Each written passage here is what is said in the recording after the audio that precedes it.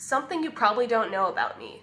Whether you've known me my whole life or maybe just for a couple of months, I bet you didn't know that in my early 20s, I was employed for a man who regularly and habitually would emotionally manipulate me and verbally abused me.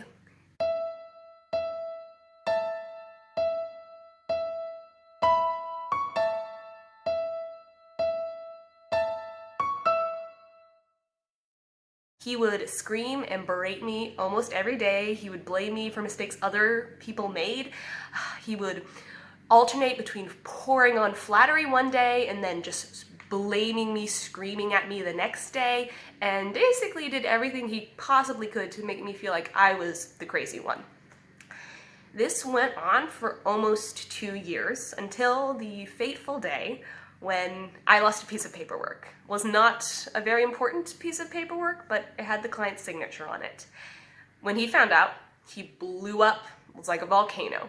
And then he said this, and I want to say on the record, I don't think that he meant it. I think this was a hollow threat. It was hyperbole.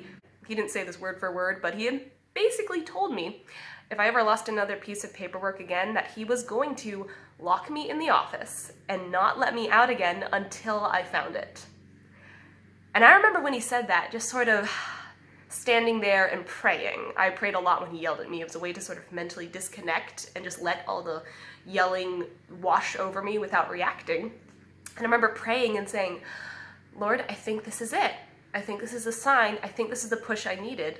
I need to get out of here. This is wrong. This is messed up. I am not making this public just to get sympathy, though that would be nice. I'm doing it because I have forgiven my employer. I have forgiven him for how he treated me, but I have a real passion to talk about this subject because of how God healed me, what he taught me through that trial, what he showed me about my femininity, and how much I grew through it. And I think I actually have a unique opportunity to talk a little bit more about what emotional abuse is. Emotional abuse is really confusing, it's really sticky, and people don't talk about it, and it can happen to anybody. It's not something that only happens to weak people.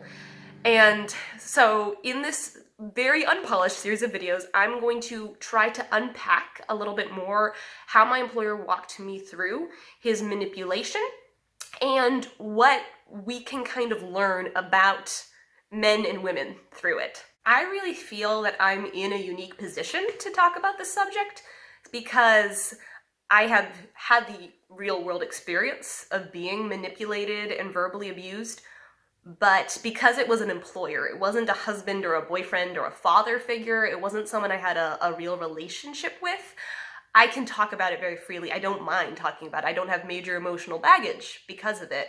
What really opened my eyes to what was happening to me was I was working on a writing project and I was researching domestic violence, and it was through just being exposed to all the data and all the stories of other women who walked through this that I started to spot patterns and realize, oh, this is happening to me too, on a smaller scale.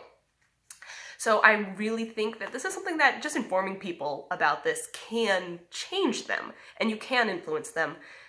In our postmodern culture, I see almost every day just a basic misunderstanding of how men and women function and think and how God designed us to be. And I honestly think that if you fail to teach people, if you lie to them, that you're setting them up to get hurt. Then you're setting yourself up for more dysfunctional or violent relationships. I really want to address this issue from a place of humility and not from contempt, from a compassionate place, because I get it. Even I, a well-educated Christian girl who was never a feminist, I'm not a doormat. Anyone who knows me knows that being mouse-like and timid is not one of my faults. Even I was able to get suckered in by this. And anyone can be vulnerable to this, and it's not something that you should hold on to in shame. You should not be ashamed of it. I hope that people don't discount what I'm saying as being just my personal experience. I am going to be presenting a lot of data to back up what I say. I'm going to be leaving links to all my sources in the description of each video. I also really ask people to have an open mind because I am going to be challenging some people I know. I do have some very critical things to say about feminism and the modern feminist ideology. I would just ask people to have an open mind and to be willing to be challenged and to just have open discourse. That would be my goal.